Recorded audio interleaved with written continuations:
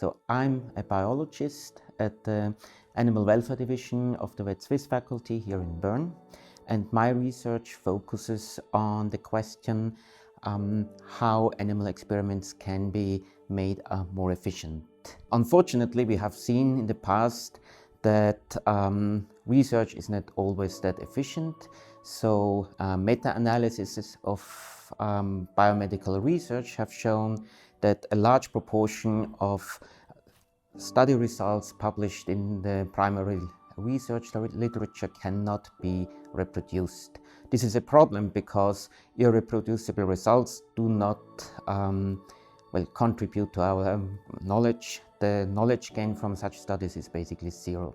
And in order to reduce the number of animals sacrificed for inconclusive research, we should use better experimental designs, and this is my research focus. I propose some methods, statistical designs that are more efficient, where you can heterogenize study samples without needing larger sample sizes, and these designs have the advantage that they have greater external validity and also better reproducibility. I will continue trying to convince my fellow researchers to use these methods to improve statistical experimental design, to implement these methods in the daily research.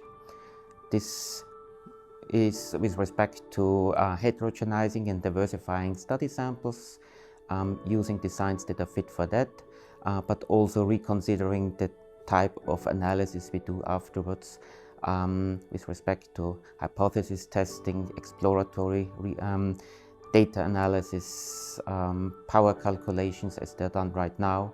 Now this fear of engaging in statistical discussion is nothing which is restricted to young researchers, but it applies basically to researchers of all age categories, from the very young doctoral student up to the seasoned professor.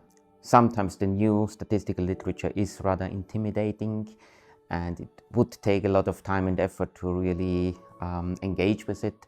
I think we are on a good way. We have a lively discussion about improving